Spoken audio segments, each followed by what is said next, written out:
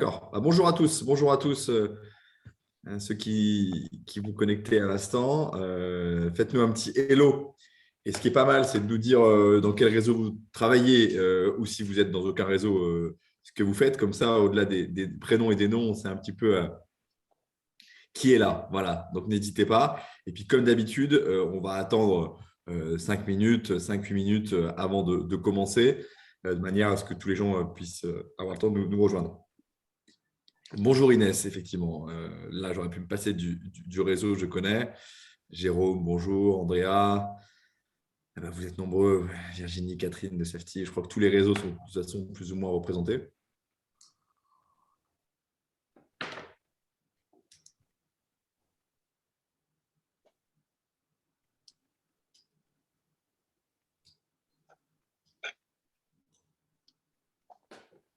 Samuel de Willoge qui est présent. Alors, faites attention dans le chat.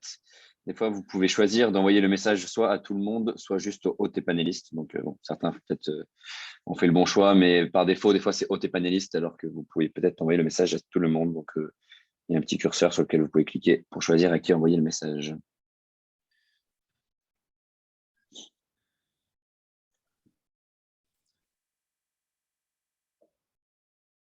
Bon, super. Peut-être Bonjour Sébastien. On s'est croisé la semaine dernière. Ça me fait plaisir de te voir sur ce chat. Constance aussi. On s'est croisé récemment.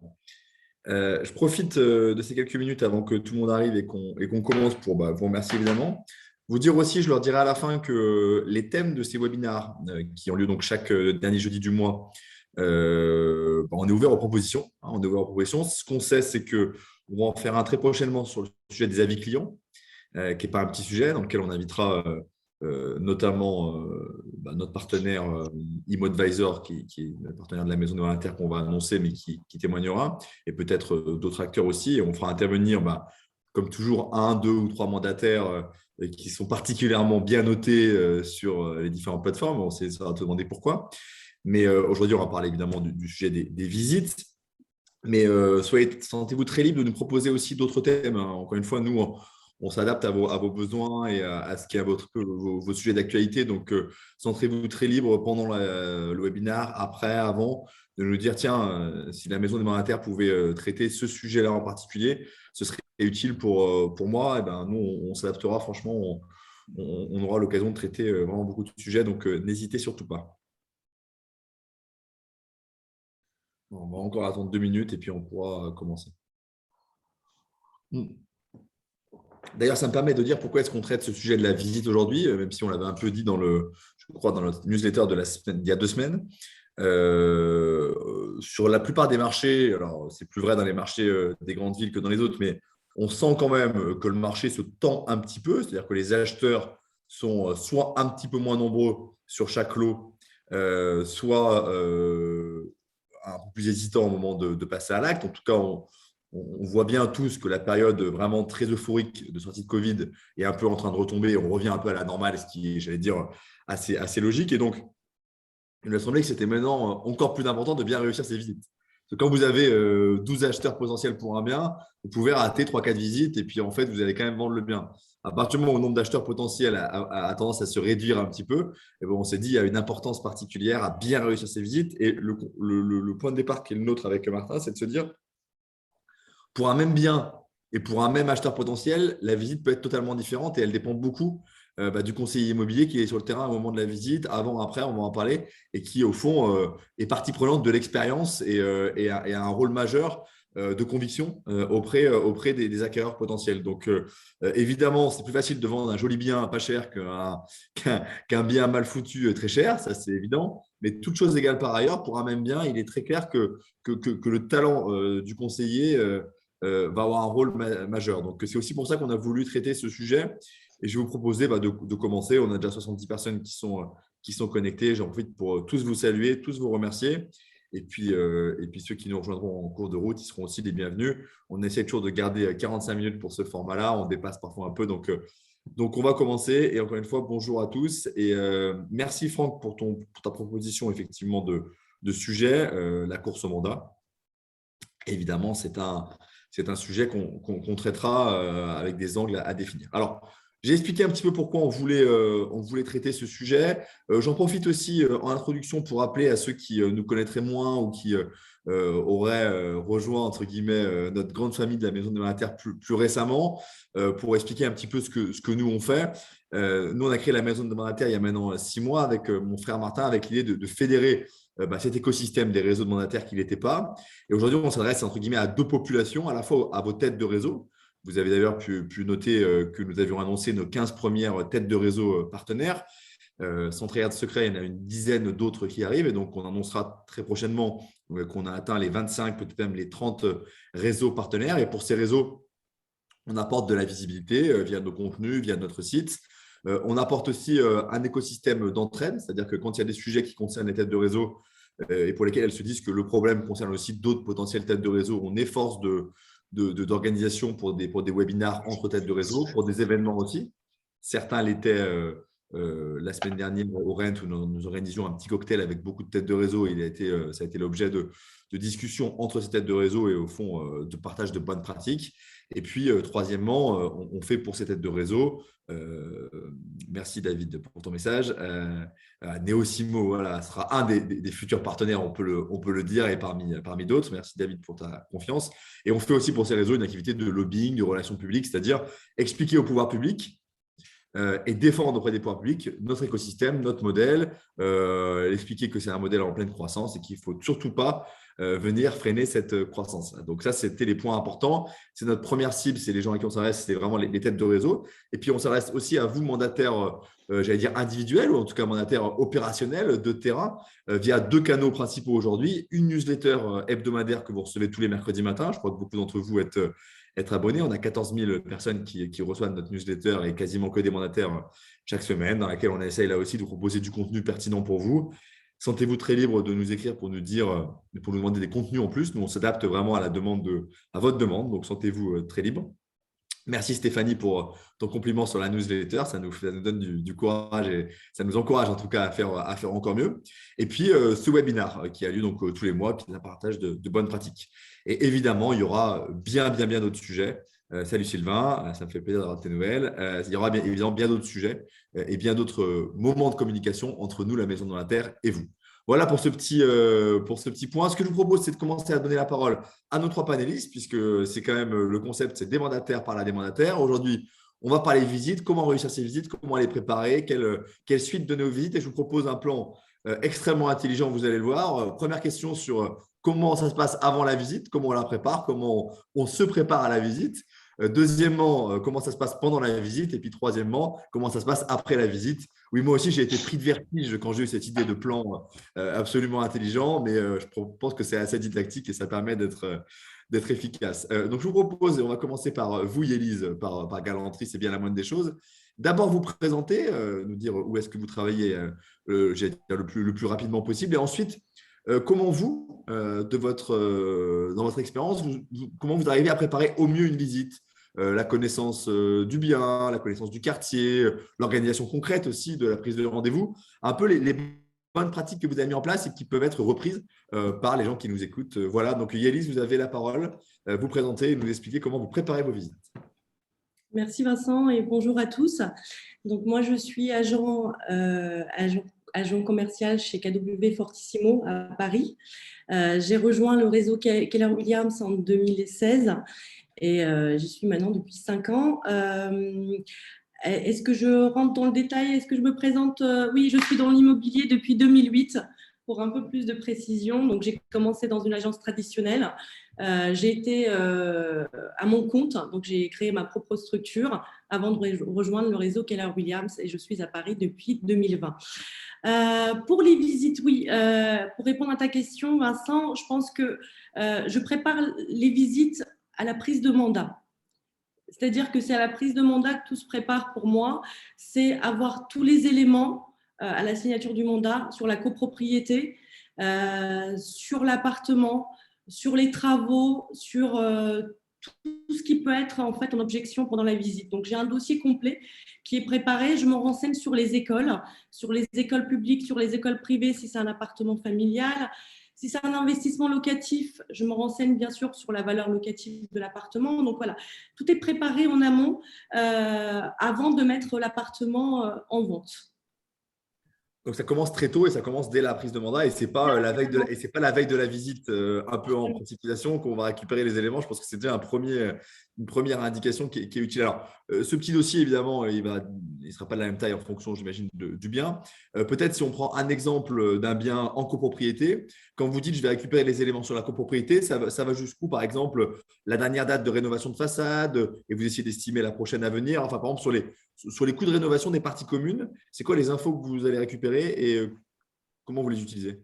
Tout, en fait. Je demande à mes clients vendeurs de récupérer les accès à l'extranet du syndic pour avoir tous les éléments, donc tous les travaux qui ont été votés les dernières années, les travaux à venir, les éléments sur les charges, parce que les charges, c'est gros, il faut que je puisse répondre à mes clients, qu'est-ce qui est inclus dans les charges, est-ce qu'il y a des travaux qui ont été votés. Donc, en fait, tous les documents allure qu'on demande à la signature du compromis, moi, je les récupère en amont.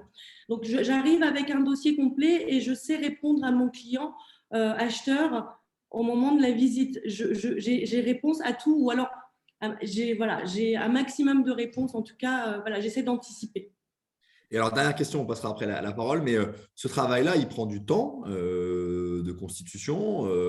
Vous estimez que pour un appartement, allez, disons un 60, vous êtes en région parisienne, donc un appartement de 80 mètres carrés en copropriété à Paris, le temps que vous allez consacrer à constituer ce dossier, à récupérer les informations, c'est une demi-journée, c'est 2 heures. Vous arrivez à quantifier un peu, peut-être pour que ce soit aussi très explicite pour tout le monde, ou c'est plus compliqué? Alors, c'est le temps, je crois que je prends énormément de temps justement à constituer le dossier.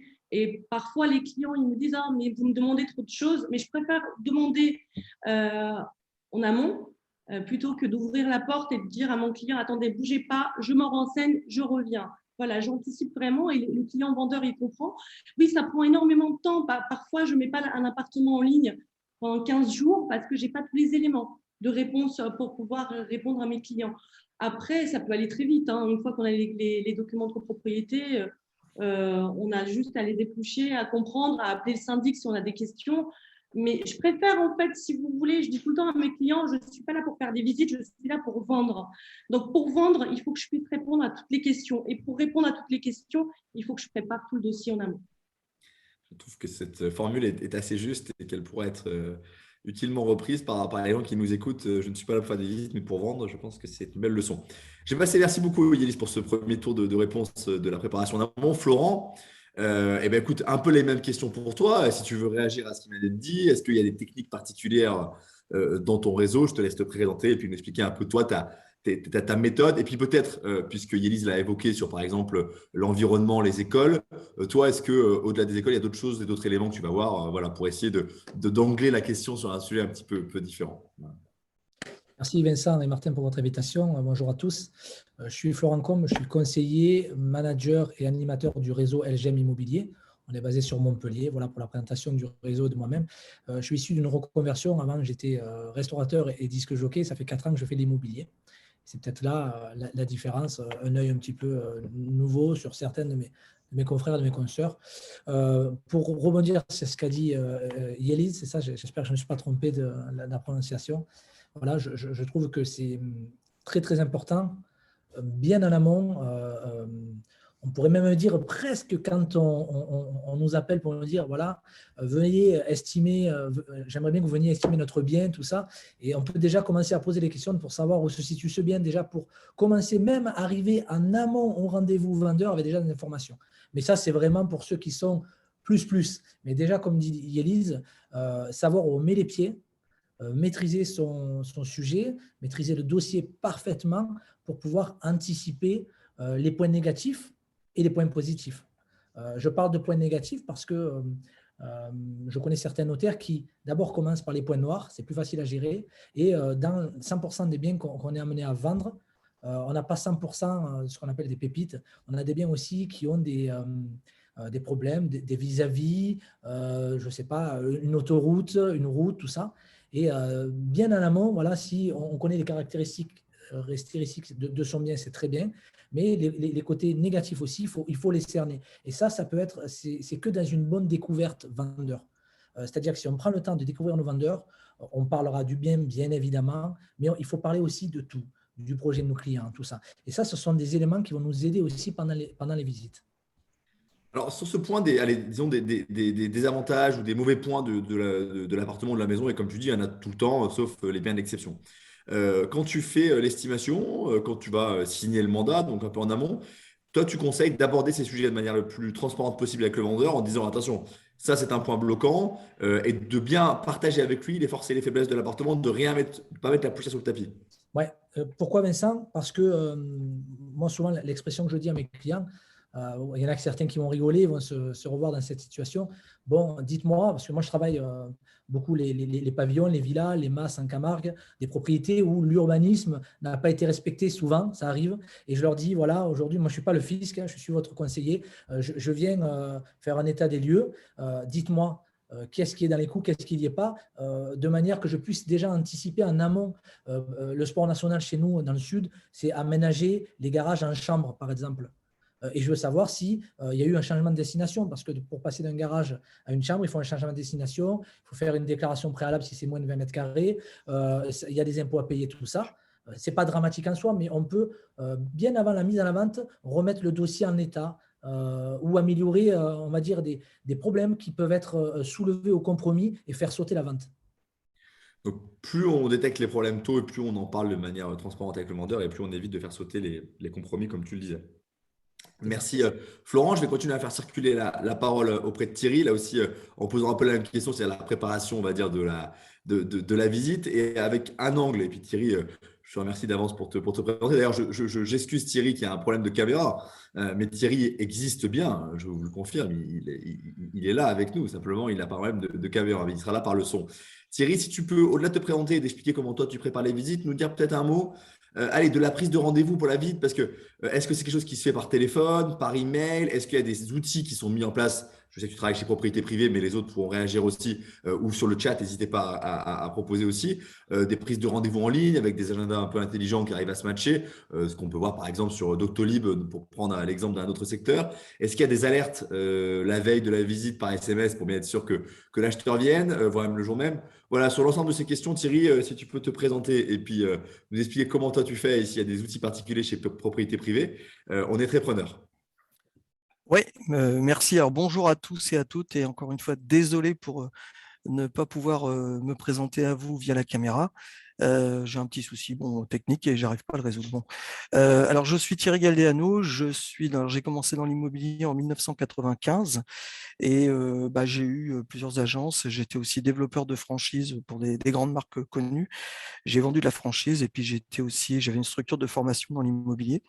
Et donc je suis chez Propriété Privée maintenant depuis 2009 et je suis entièrement maintenant dédié au siège. J'ai arrêté mon activité de transaction pour m'occuper que de propriété privée. Voilà. Et je forme que pour propriété privée, j'anime le réseau aussi. J'ai écouté beaucoup de choses, notamment ce que disaient Florent et Yélise. Alors, je vais me retrouver dans la plupart de tout ce qui a été dit, évidemment, et je ne vais pas répéter tout ce qui a été dit. En fait, compte nous, on essaye déjà d'attirer l'attention auprès de nos conseillers sur un fait qui doit être pour nous flagrant, c'est que vous savez, le consommateur, il a le choix entre travailler avec un professionnel, faire des visites avec un professionnel, mais il a le choix entre travailler avec un particulier. Et nous, ce qu'on dit à nos conseillers, c'est qu'il est hors de question que le particulier qui va faire des visites ou qui va travailler avec un professionnel se retrouve dans les mêmes situations que celles qu'il pourrait rencontrer de particulier à particulier, à savoir le particulier qui n'a pas toutes les informations sur le bien.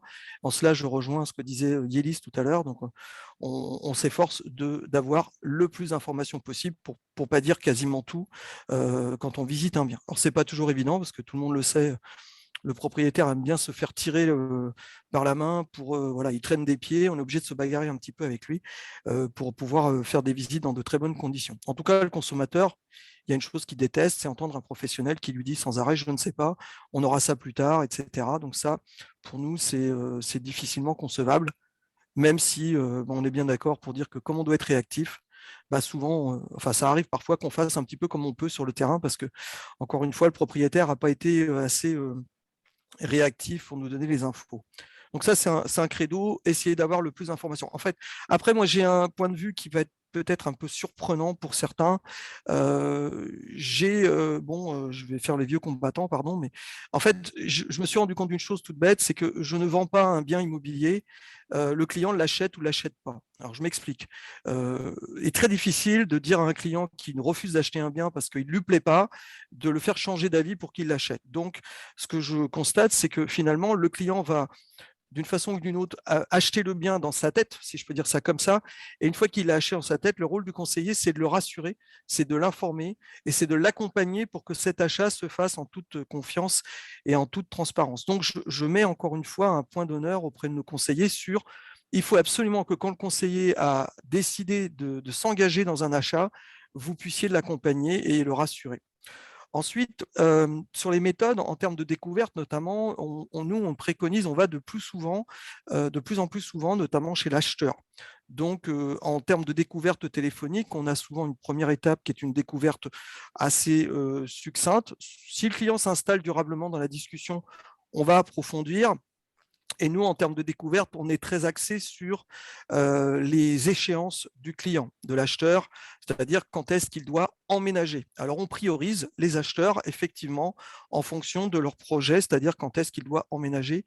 Donc, on va organiser les visites généralement avec des clients qui doivent emménager dans des délais de 3 à 6 mois, donc c'est-à-dire qu'ils ont tout mis en place pour emménager, la banque et tout ce qui va avec. On va les prioriser aussi en fonction du fait qu'ils soient propriétaire aussi d'un bien. Et c'est vrai qu'on va plutôt favoriser les visites avec des gens qui sont sur un projet daté, plutôt court terme, et en plus qui sont propriétaires d'un bien, puisqu'on fait beaucoup de mandats exclusifs et on vend des exclusivités à des vendeurs acheteurs pour lesquels on va récupérer des exclusivités. Donc on travaille beaucoup dans ce sens-là. Voilà. Après, sur le modèle que j'ai connu, moi j'ai connu l'agence traditionnelle où on avait, vous savez, on avait le carcan, il fallait que le client vienne à l'agence, il fallait que toutes les conditions soient réunies pour peut-être l'emmener en visite, le financement et autres. Bon, j'ai beaucoup évolué aussi là-dessus parce que Internet a changé la donne, le consommateur est très informé et j'ai arrêté de penser qu'on n'avait que des acheteurs un petit peu touristes qui étaient là pour nous faire perdre du temps. Ça, c'est je dirais, un schéma qui circule beaucoup dans la profession encore aujourd'hui. Personnellement, ça me dérange beaucoup et j'ai plutôt tendance à dire à nos conseillers, soyez bienveillants. Le client n'est pas forcément, entre guillemets, un emmerdeur en puissance et on va plutôt aller vers lui pour être réactif et le faire visiter. Alors, bien entendu, on ne fait pas n'importe quoi, mais on essaye quand même de favoriser la rencontre. La visite, en fait, dans notre modèle aujourd'hui, c'est aussi un sujet pour rencontrer le client parce qu'on est dans un modèle digital. Nous, on travaille aujourd'hui, moi j'ai connu l'époque où on travaillait avec des agences, on avait du temps. Aujourd'hui, ça va beaucoup plus vite. Et on doit avoir un code, je dirais, tout à l'heure, je vous parlais de prioriser, pour savoir très rapidement à qui on donne une priorité en visite. Et parfois, le client, vous savez, il a fait une étude de financement sur une calculette CAFPI sur Internet. Il sait très bien ce qu'il a sur son compte en banque et il a un apport personnel. Il est en toute connaissance de cause, en possession aussi de son avis favorable de la banque. Et j'ai toujours un peu de mal avec un carcan un peu ancien, pardon, où on donne l'impression au client que, attends, on ne va pas visiter tout de suite, calme-toi, hein, d'abord, je regarde si tu coches toutes les cases et peut-être qu'ensuite on ira visiter. Je pense que ça a évolué. On pouvait se permettre de faire ça peut-être encore jusqu'à une certaine époque. Aujourd'hui, il y a beaucoup d'acheteurs, certes, mais ils sont super actifs, super motivés, super impliqués. Et on ne peut pas se permettre non plus de trop tergiverser. Voilà. Voilà, donc je vous ai dit plein de choses un petit peu dans le désordre, mais c'est un sentiment global. Et puis bon, j'ai 58 ans, alors pardon, mais je fais des comparaisons entre les époques que j'ai connues et je pense qu'aujourd'hui, il y a certaines bêtises de fait. En tout cas, pour moi, il faut être peut-être un peu moins dans le carcan qui empêche le client de visiter. J'ai tendance à penser que le professionnel, souvent, met un frein à l'enthousiasme de l'acheteur. Donc, avec toute modération comprise, hein, évidemment. Voilà. Merci beaucoup Thierry, et au contraire, merci pour cet historique et ta vision de l'évolution de la connaissance de l'acheteur, et notamment de la connaissance de sa solvabilité et de sa capacité à emprunter. Je pense que ce que tu dis est très juste et évidemment que ça impacte la façon dont on fait notre métier de conseiller immobilier. Donc, non, ne t'excuse pas de cette expérience qui est la tienne. Au contraire, je pense que ça parle à tout le monde et que c'est très, très utile. Alors, tu m'as fait la transition parce que tu as commencé à parler un petit peu de l'avant-visite pour parler un petit peu de la visite. Donc, je vais repartir pour un tour de questions et puis je vais passer par Florent parce que comme c'est toujours le plus difficile d'être le troisième à parler, on va essayer d'alterner un petit peu l'offre. Florent, on a parlé de la préparation de la visite. Thierry vient en plus de nous le mettre en perspective historique. Je pense que c'est intéressant. Au moment de la visite, tu as les éléments en tête, tu sais à peu près les points forts, les points faibles. Question, est-ce que tu fais des visites avec le vendeur ou pas? Première question, est-ce que tu fais des visites uniquement physiques ou est-ce que tu proposes aussi des visites en ligne pour l'acquisition? Et puis au fond, et c'est la question que je poserai à tout le monde, c'est quoi une visite réussie? Voilà, c'est quoi? C'est une visite qui dure longtemps, c'est une visite où tu as les réponses aux questions. Enfin, voilà, on est vraiment au moment dans le dur de la visite. Et quels sont les facteurs clés de succès? Effectivement, alors, comme disait Thierry, je rebondis, voilà, on a fait une bonne sélection des acquéreurs. Bien évidemment, notre métier, le cœur, c'est l'humain, d'accord? Donc, il faut y revenir un petit peu. Donc, Thierry, je te rejoins un petit peu sur ça, malgré que je qualifie quand même mes acquéreurs, mais je laisse de plus en plus de place à l'humain parce qu'un client acheteur est souvent maintenant à 30% un client vendeur. Donc, qu'est-ce que j'ai fait? J'ai qualifié mes acquéreurs. Moi, j'ai tendance, si tu veux, à organiser des séries de visites sur une demi-journée. Je prends, par exemple, sur un pavillon, une villa, je prends 1 heure pour faire visiter. Dans mon cas, je travaille exclusivement en exclusivité, ce qui me permet de pouvoir driver 100% des acquéreurs qui m'appellent et faire ce qu'on appelle un effet de levier. Et dans l'idéal, quand je le peux, si j'ai 3 personnes à faire visiter, je prends 3 heures de visite et je les fais passer les uns après les autres. Bien évidemment, je les accueille très, très bien parce que ça fait partie de notre métier. On est des conseillers, on est des accueillants. Quand il fait chaud, j'ai la petite bouteille d'eau qui va bien. Voilà, ça, c'est important aussi. On n'y pense pas. J'ai mon dossier qui est complet. Je fais le tour de la maison. Alors, j'essaie de réfléchir aux 3 questions que tu m'as posées. Je ne suis pas aussi vif que certains dans l'Assemblée. Et je présente la maison tout simplement. Tout simplement. Une cuisine, ça reste une cuisine. Tu vois, Vincent, ce que je veux dire? Je ne rentre pas dans les détails techniques. Voilà, je rentre dans cette chambre, elle ne fait pas 10 mètres carrés. Voilà, il y a une chambre. À la rigueur, je parle des placards parce que c'est important, les rangements. Et ça s'imite à ça. Donc, je t'invite à me reposer les autres questions. Comme ça, je reprends le fil. Non, non, pas de souci, c'est vrai qu'il y avait plein de questions. Le vendeur est présent, il n'est pas présent, c'est toi qui décides, c'est lui qui Jamais, décide. jamais. C'est une règle d'art, c'est une règle de base pour moi. Déjà en amont, quand j'ai fait ma prise de mandat, j'ai expliqué, j'ai projeté à mon vendeur comment j'allais travailler. Je lui ai mis une courbe temporelle et dans cette courbe temporelle, je lui parle de la situation. Je vais venir avec les acquéreurs. Bien évidemment, il y a 2 solutions où je viens chez vous un quart d'heure avant, je vous salue, vous allez faire un petit tour ou vous me laissez un double des clés. Ça dépend le niveau de confiance. Et il n'y a jamais, jamais, jamais, jamais, jamais mon vendeur. Bon, au moins, ça a le mérite de la clarté dans la réponse. Sur la visite en ligne, puisque pour le coup, c'est une autre façon maintenant de visiter, vous avez expérimenté chez LGM? Oui, non, un peu. C'est quoi ta vision là-dessus? Alors, si tu veux, chez LGM, ça fait que 4 ans qu'on est dans le game, qu'on est dans le jeu. Donc, on s'est consacré sur la base de notre métier, hein, la formation, l'accompagnement, le référencement. On y pense. C'est un outil qui va devenir standard. C'est un outil qui n'était pas standard, c'est un outil qui va devenir standard. Et ça permet déjà de qualifier et de gagner du temps. Et on le sait, en tant que conseiller immobilier, le temps, c'est de l'argent. Donc, si on peut commencer déjà en amont à faire une sélection acquéreur et envoyer une visite virtuelle ou ne serait-ce une simple vidéo, mais bien filmée avec un stabilisateur, avec des explications, tout ça, ça c'est très bien, ça nous fait gagner énormément de temps. On commence à le faire chez LGM. Pour être honnête avec vous, on est au bac du ciment sur ce dossier-là. Bon, merci beaucoup, Florent, pour tous ces éléments. Je vais faire circuler la parole, puisqu'il y aurait d'autres questions plus précises, mais je vais les adresser aux autres.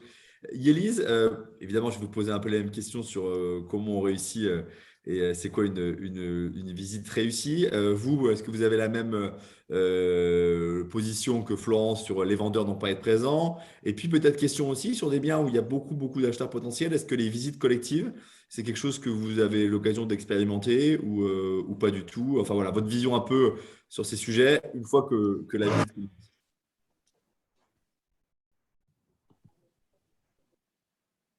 Vous m'entendez? Oui? Ah, je croyais. Oui, je suis d'accord avec Florent. J'explique à mes vendeurs que c'est jamais agréable en fait d'entendre des acheteurs parler de leur appartement. Donc voilà, je leur dis c'est mieux. Donc j'essaye de faire 100. Parfois ce n'est pas possible, mais bon, au maximum, j'essaie de faire. En fait, j'essaie de regrouper les visites pour avoir une demi-journée, une demi-journée par-ci par-là pour que justement le propriétaire qu'il ne soit pas là.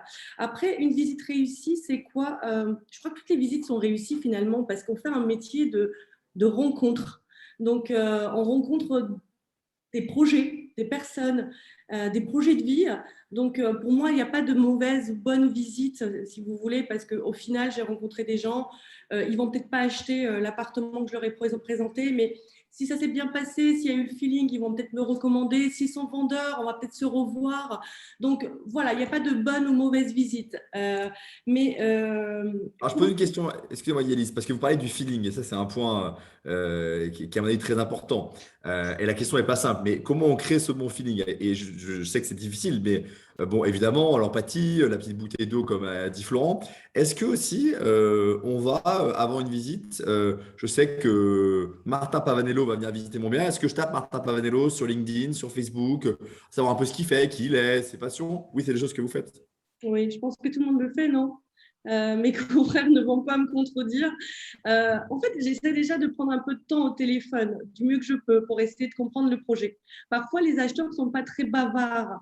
Donc, je ne me ferme pas les portes parce qu'ils n'ont pas été bavards au téléphone. Ça ne veut pas dire que je vais perdre mon temps. Ça veut dire que je vais rencontrer peut-être un client qui sera plus ouvert en face à face. Donc, bien sûr qu'avant de partir en visite, je vérifie avant à qui je vais avoir affaire, mais c'est pas ça qui va jouer, si vous voulez. C'est comment je vais le sentir, je vais l'écouter. C'est pour ça que moi, pendant mes visites, je ne parle jamais. Je leur dis bienvenue, vous faites comme chez vous. Je suis à votre disposition si vous avez besoin de toutes les informations sur l'appartement ou la maison. Et je les observe et ils prennent le temps, etc. Et après, oui, c'est le feeling parce que c'est des rencontres finalement, c'est des rencontres qu'on fait. Donc, avec certains clients, ça passe pas. Donc, au revoir, merci. Et puis, avec d'autres, ça va être un peu plus cool. Donc, on va aller prendre un café après, on va discuter un peu plus en détail du projet. Et puis, de fil en aiguille, on va se rendre compte qu'il est propriétaire de plusieurs appartements. Donc, voilà. Sur le moment, la visite n'a rien donné, mais pour la suite, c'est toujours une des rencontres intéressantes.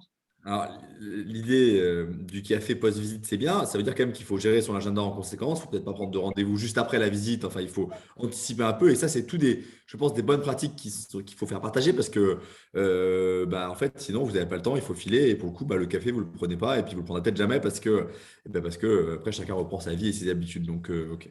Tu as posé une question, Vincent, tout à l'heure, justement, pour savoir si je faisais des visites groupées. Ça m'arrive de faire sur des appartements où alors, moins maintenant, parce que le marché s'est inversé, c'est ce que tu disais tout à l'heure, mais quand on avait 10, 15 appels, je faisais des portes ouvertes. Ce qu'on appelle des portes ouvertes, c'est-à-dire que c'est une journée dédiée aux visites sur le même appartement.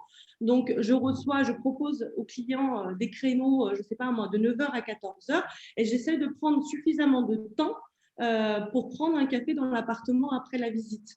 Et je n'ai pas forcément fait une bonne découverte avant, parce que justement, ça s'appelle porte ouverte, c'est pour que les gens puissent venir et qu'on puisse faire connaissance sur place. Ça m'arrive de gérer comme ça aussi, de cette façon-là. Mais il me faut quand même suffisamment de temps pour pouvoir débriefer. Et si je n'ai pas le temps de débriefer parce que la visite a duré trop longtemps et qu'on n'a pas le temps de prendre le café après, forcément, je les rappelle pour essayer de faire le point ensemble. On parlera après dans la troisième partie de questions du post-rendez-vous, du post-visite, mais de ce qui passe après. Mais tu as commencé à en donner quelques idées. Sur la visite en ligne, ton point de vue, celui de Keller Williams, oui, non. Alors, nous, on a tous les outils nécessaires pour faire les visites virtuelles.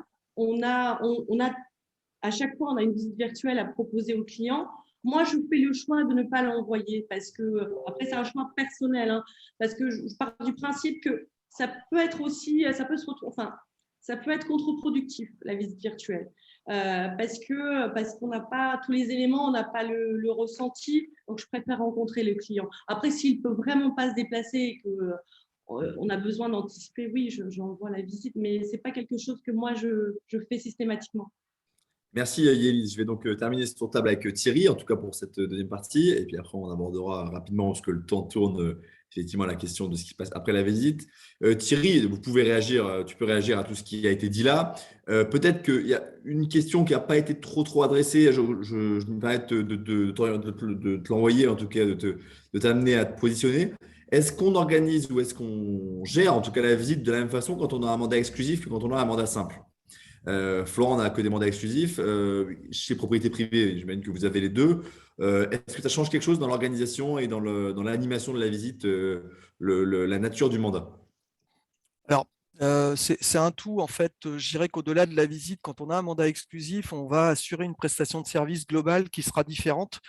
Ça va démarrer à la préparation des visites. Tout à l'heure, par exemple, Yélis parlait des portes ouvertes. On fait beaucoup de portes ouvertes, nous, sur des exclusivités, mais on les prépare en amont. On organise un plan de communication pour inviter les clients à telle date, de telle heure à telle heure, à visiter le bien. Alors, on essaye quand même de faire en sorte que les clients ne se croisent pas trop pendant les visites, parce que c'est un stratagème qui a été beaucoup utilisé par des professionnels pour un petit peu faire monter la pression et je dirais presque encourager les gens à signer vous savez, sur le capot de la voiture à la fin. Donc, on essaye quand même de pas laisser. C'est très intéressant, hein, de faire des visites, on va dire, regroupées pour des raisons d'organisation, mais aussi pour des raisons, je dirais, purement commerciales. Attention, c'est un outil qui est à utiliser avec parcimonie. Le client, encore une fois, est très informé. On l'a dit tout à l'heure, il va sur Internet, il googlise le conseil immobilier et tout. Donc, là, en ce moment, par exemple, il y a un truc qui tourne sur Internet, je ne sais pas si certains ont vu, on voit qu'un professionnel de l'immobilier qui fait une bêtise, il est en train de se faire écharper voilà, je passe outre. Mais voilà, il y a Raconte-nous, Thierry, c'est peut-être intéressant que tu racontes, parce que moi, je l'ai vu passer, mais si tu peux le dire en 2 mots, je pense que ça peut intéresser les gens. Alors, sans donner. Sans dire qui c'est, non, sans dire qui c'est, non, mais l'exemple. Non. En fait, c'est quelqu'un qui a été maladroit, quoi. Je pense qu'il n'a pas voulu mal faire, mais il a été maladroit dans sa communication de prospection. Et puis, il a prospecté auprès d'une famille qui était en deuil. Et voilà, donc le message était très maladroit. Et puis voilà, puis ça se fait pas. Je suis désolé, déontologiquement, on ne prospecte pas comme ça auprès des gens qui sont dans la difficulté. Voilà, donc c'est un peu dommage parce que au-delà du fait que bon, il y a des gens qui se servent de ça pour se moquer du professionnel en question. Alors mon sentiment, c'est que ça porte préjudice à l'ensemble d'une profession et c'est pas très malin, en plus d'enfoncer le clou en relayant le message. Mais je voulais pas en parler. Pardon, je voulais juste te dire attention. Attention, on est googlisé et on peut. Voilà. Donc, les visites groupées, c'est très intéressant. Les portes ouvertes, c'est très intéressant. Pour revenir à votre question, est-ce que le travail en exclusivité se fait différemment pour la visite? Personnellement, je n'ai pas le sentiment. Moi, je pense qu'un client qui visite un bien, il peut acheter un mandat simple, il peut acheter un mandat exclusif. C'est plus vis-à-vis du vendeur que nous, on va avoir un souci particulier pour peut-être apporter quelque chose de plus complet, pour que la visite, notamment en exclusivité, se démarque de la visite en mandat simple. C'est dans la préparation. Par exemple, on a un document qu'on va donner au vendeur sur voilà ce qu'il doit faire pour que la visite se passe dans les meilleures conditions. On va lui demander tout bêtement de faire le ménage, de ranger, peut-être de dépersonnaliser le bien, d'éviter d'avoir, par exemple, les médicaments apparents dans la salle de bain. Vous voyez, des choses comme ça. Alors ça, c'est un truc… le professionnel qui prend la photo sur un mandat exclusif, il prend la photo de la salle de bain et puis on a toute la pharmacie du consommateur qui passe sur ce loger. Bon, je suis désolé, c'est la base. Donc, on va donner des conseils aux vendeurs parce qu'on est en exclusivité, on va encore plus s'appliquer. Et après, sur le fait que le vendeur soit présent sur la visite, c'est toujours mieux quand il n'est pas là. Nous, on va aussi former nos conseillers à gérer la situation quand il est là, parce que parfois, des fois, vous savez, il y a des personnes âgées qui ne peuvent pas s'absenter, qui sont là. Donc, il faut qu'ils sachent comment se comporter, par exemple. Donc, n'intervenez pas. Donc, on leur remet un document bienveillant en leur disant « Aidez-nous, soyez notre partenaire, on travaille ensemble. Il y a des choses qu'on ne pourrait pas faire pendant cette visite, c'est notre rôle. » Voilà, on anticipe. Et puis, vis-à-vis de l'acheteur, nous, on a aussi créé un document qui est remis à tous les acheteurs en début de visite, qui est un document qui va donner les informations sur la localité, la localisation du bien. On a des informations socio-économiques, infopratiques de base et autres. On est aussi sur tout ce qui est axe routier, les attractions locales, les écoles, les associations sportives. Et au verso de ce document, donc c'est juste le seul document, on va lui donner aussi des infos marché de l'immobilier qui vont correspondre au type de bien qu'il recherche. Ça nous aide dans le sens où on fait de la pédagogie, parce que le client qui vous dit j'ai 300 000, je veux une maison 5 chambres, on sait qu'elle est à 400 000, on va lui donner des infos. Voilà, la maison 5 chambres, c'est plutôt 400 000, pour un petit peu aussi l'aider dans sa réflexion, des fois nous aider aussi à le repositionner. Donc ça accélère notre découverte. Voilà. Et dernière chose, la visite réussie, pour nous, c'est une visite dans laquelle j'ai beaucoup aimé ce que disait Florent tout à l'heure. On ne présente pas une cuisine, c'est une cuisine. On ne dit pas que c'est du carrelage, tout le monde sait ce que c'est que du carrelage. Donc nous, on a plutôt formé nos conseillers en leur disant, écoutez, taisez-vous, ou alors posez des questions à vos clients. Parce qu'une visite réussie pour nous, c'est une visite au cours de laquelle on a entendu le client s'exprimer et nous dire simplement s'il se voyait dans ce bien, s'il se voyait y vivre. Et ça nous permet à nous aussi de savoir très rapidement en fin de visite, est-ce qu'on a un client qui se projette et qui potentiellement peut acheter ce bien? Donc, est-ce qu'on enchaîne derrière sur, on ne va pas faire une visite comme on l'a dit, on va faire une vente? Ou effectivement, si on a bien fait parler son client et qu'on sait rapidement qu'il ne se projette pas du tout, on a pris les informations pour la suite et on va garder le lien effectivement. Voilà. Merci Thierry. Je vais vous poser la dernière question à tous les trois en essayant de vous inviter à une réponse courte. Comme ça, on aura le temps de prendre les questions des gens qui nous écoutent. D'ailleurs, j'invite tous ceux qui nous écoutent à poser leurs questions, soit directement dans le chat, soit en écrivant aux panélistes. Enfin, je pense que ça fonctionne comme ça. Donc, n'hésitez pas. Je pense que c'est vraiment le moment s'il y a des questions. Et puis, on y répondra. Thierry, comme j'étais avec toi, j'y reste. Tu as commencé un peu à le dire. Une fois que la visite est finie, les quelques tâches ou les quelques j'allais dire méthodes que tu mets en place, les exemples qui me viennent en tête, c'est évidemment rappeler les gens. Donc, penser à les rappeler, c'est peut-être se mettre des alertes. Est-ce que c'est remplir un petit CRM avec les acheteurs potentiels qui sont venus? Voilà, c'est quoi un peu les next steps? Un peu la procédure que vous faites chez Propriété Privée ou que vous conseillez à vos conseillers? Je vais répondre, si vous me permettez, juste, je vois une intervention dans le chat concernant oui, Romain, le discours. Alors, je comprends la réaction, et en même temps, il faut juste savoir un truc tout bête, c'est que la loi prévoit que quand on a un mandat exclusif, il y a un principe de réciprocité et que le professionnel, en échange de l'exclusivité, a un engagement en termes de prestation de services notamment. Donc, on est juste dans le contexte qui est prévu dans le cadre légal. Une exclusivité, en fait, on doit écrire, et nous, on le fait sur le mandat exclusif, on doit écrire le type de prestation de service qu'on va apporter en plus en échange de l'exclusivité. Donc, c'est juste dans cette idée-là que j'explique qu'effectivement, on fait plus de choses en exclusivité qu'en mandat simple. C'est une base dans le métier. Donc, je ferme la parenthèse, c'était pour répondre à Romain.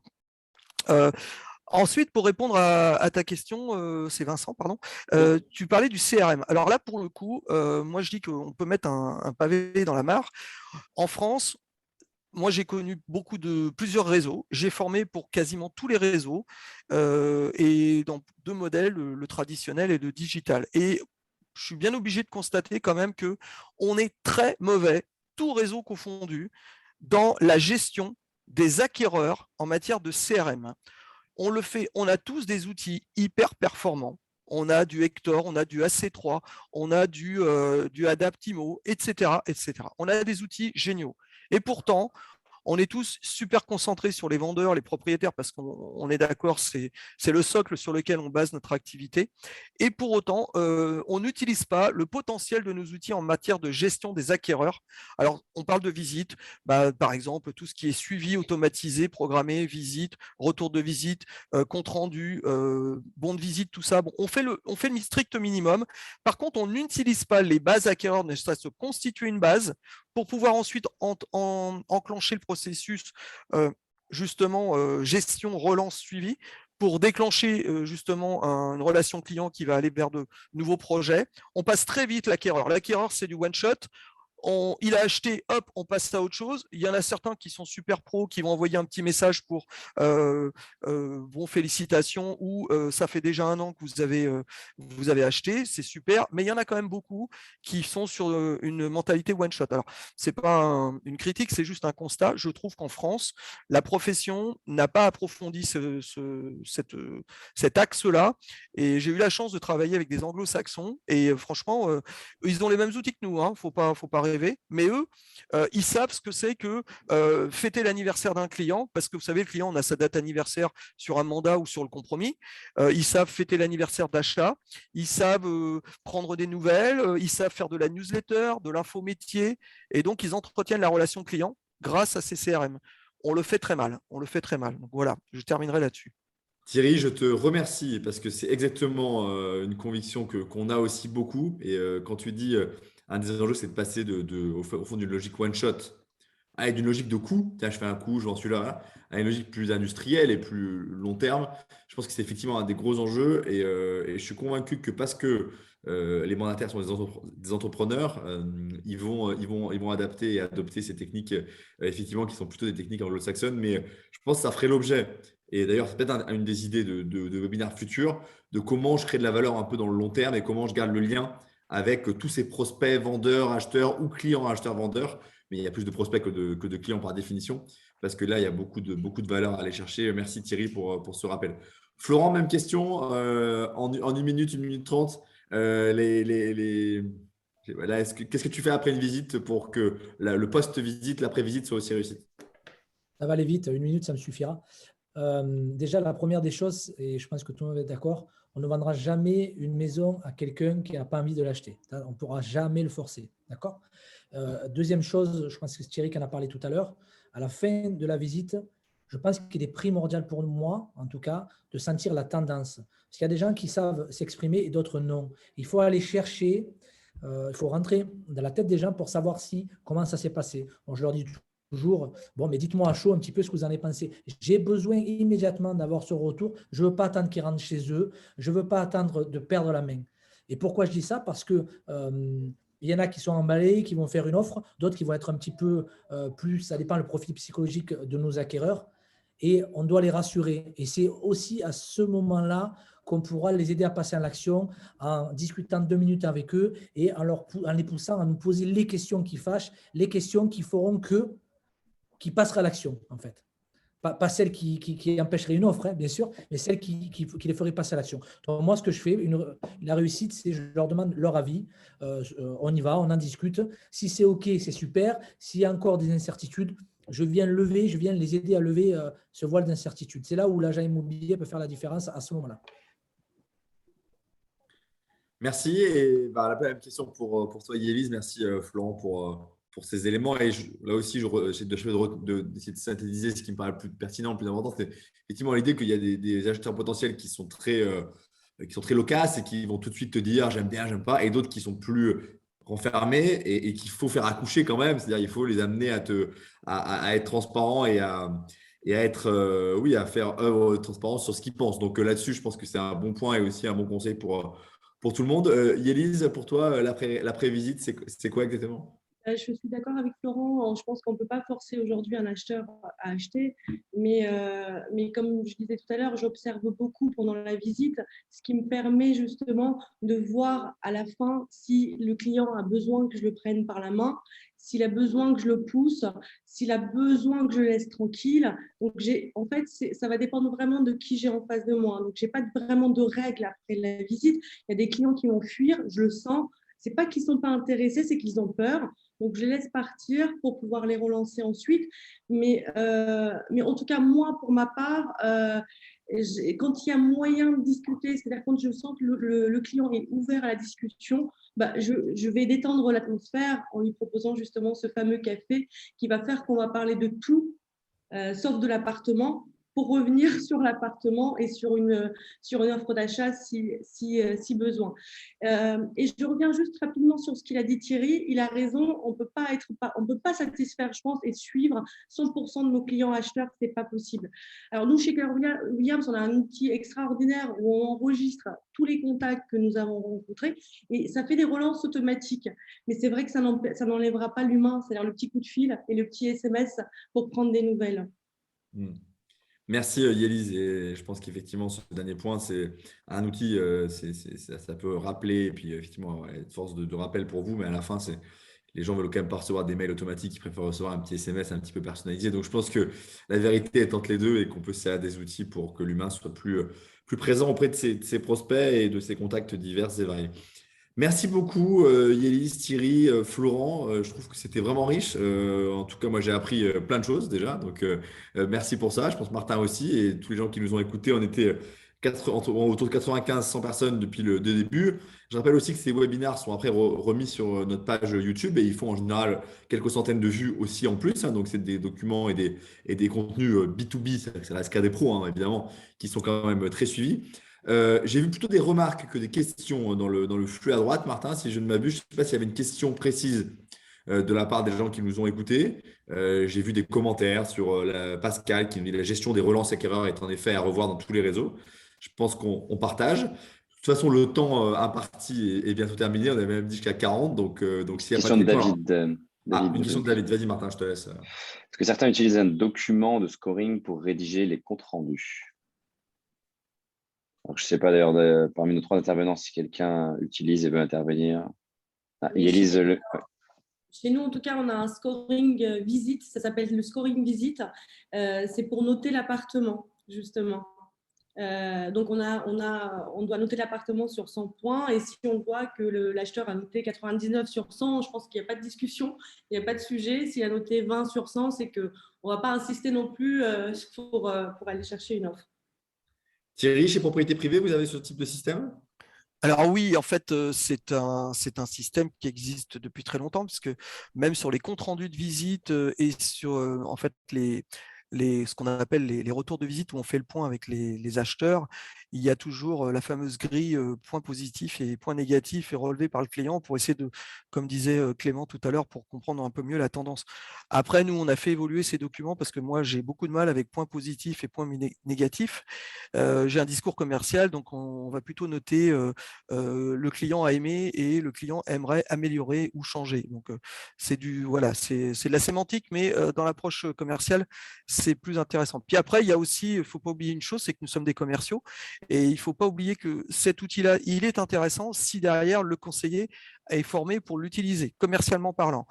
Donc, il est très important que les conseillers soient formés pour appliquer des techniques commerciales. Tout à l'heure, Yélise le disait très bien, il faut se sentir si on doit un petit peu accompagner le client, si on doit, entre guillemets, lui lâcher la bride, le rappeler le lendemain. Il y a une subtilité du métier qui n'est pas innée et qu'il faut apprendre. Et les techniques commerciales peuvent justement permettre d'améliorer ce ressenti. Donc, il y a le scoring. Et il y a aussi le ressenti, donc il faut essayer de trouver un juste équilibre. Aujourd'hui, encore une fois, moi j'ai assisté à une chose une fois en 2 mots. J'ai fait la technique des plus et des moins, vous savez, en fin de visite. Alors, il y a très longtemps, et j'ai vu mes clients qui remplissaient la case plus, et là, bon commercial, on dit c'est bon, là, je le sens bien. Mais le client l'a compris, c'est-à-dire qu'il a compris que j'étais en train de le canaliser vers quelque chose. Et bêtement, derrière, qu'est-ce qu'ils ont fait? Ils ont compensé, ils ont mis des moins partout. Ce qui fait qu'à la fin, j'étais perdu, je ne savais plus ce qu'ils voulaient faire ou pas. Et là, je me suis dit, ce jour-là, il faut peut-être évoluer aussi dans les méthodes. Et on a mis en place une méthode qu'on appelle la technique de la cible, qui revient au même, mais on va plutôt dessiner une cible, on va proposer une cible à notre client. Le cœur de la cible, c'est son projet. Et on lui demande de mettre un impact, est-ce qu'on est près du projet, loin du projet, etc. Ça revient au même, mais c'est beaucoup plus, je dirais, dans la pédagogie, c'est beaucoup plus ludique aussi. Et le client se sent moins peut-être, on le fait. Alors ça, pour le coup, il ne faut pas avoir un truc préétabli. Là, je vous donne une astuce à tout le monde, si vous ne faites pas ça. Il faut vraiment dessiner la cible à main nue, sur un petit carnet, avec le client, pour l'accompagner. On dit, on en est où là? Au cœur de cible, on est dans votre projet, on n'est pas très loin. Et puis à la fin, on lui dit, voilà, on est vraiment pas si loin du cœur de cible. Il nous reste 2 solutions. Soit on continue les visites en espérant un jour qu'on sera pile poil dedans, ce qui pourrait ne jamais arriver, soit on se dit après tout, on n'est pas si mal, c'est peut-être le moment de se lancer. Donc, vous voyez, on est un petit peu sur la méthode à l'ancienne, en utilisant les nouveaux outils. Moi, je suis assez adepte des deux méthodes et je m'adapte. Voilà. Et on va former les conseillers plutôt dans le ressenti. Et voilà, on fait de la psychologie hein, aussi. Donc voilà. Merci beaucoup Thierry. C'est la psychologie, ça compte beaucoup dans nos métiers. On en est tous conscients. Merci pour ces éléments de réponse. Merci Élise aussi. Alors, il y a une question que je vais vous poser, mais qui, à mon avis, peut être répondue directement dans le chat. Puis en plus, le temps, vraiment, là, on arrive à la fin et je veux vous libérer. Sandrine Meunier qui nous demande si on a un logiciel, elle précise, gratuit, à conseiller pour le suivi des acquéreurs. Bon, je dirais que ce qui est gratuit n'est pas à conseiller en général. Mais si dans le chat, vous pouvez dire quel logiciel, sauf si c'est le logiciel de votre réseau, hein, mais s'il y a des logiciels tiers que vous utilisez, n'hésitez pas à le partager dans le chat. Et puis Sandrine, s'il n'y a pas de réponse, écrivez-nous et on vous trouvera. En tout cas, on essaiera de vous trouver des idées. Vous pouvez écrire à Martin ou à moi, on regardera ça. Là, tout de suite, il n'y en a pas qui me viennent à l'esprit, mais parce qu'il faudrait que je creuse. Voilà, vous avez Michel qui vous répond HubSpot gratuit pour les fonctions de base. HubSpot, c'est ce qu'on utilisait aussi dans une de mes sociétés. Ça marchait très bien. Donc, je recommande. Voilà. Je crois que c'est bon. Merci pour cette question. Merci d'abord à nos intervenants, Florent, Thierry, Élise. C'était vraiment bien de vous avoir. Vraiment, je vous remercie. N'hésitez pas à relayer une fois que la vidéo sera sur YouTube, je pense là très prochainement auprès de vos bases parce que je pense que c'est un contenu de qualité. Grâce à vous, ça a été un contenu de qualité. Merci à tous les participants. J'en profite à dire rendez-vous le jeudi 25 novembre. Samuel propose même des autres outils, donc merci Samuel. Rendez-vous le jeudi 25 novembre à 14h, c'est-à-dire le dernier jeudi du mois de novembre où on abordera un sujet, je pense, de la vie client, on va voir, mais si ce n'est pas là, ce sera le fois d'après. Merci à vous.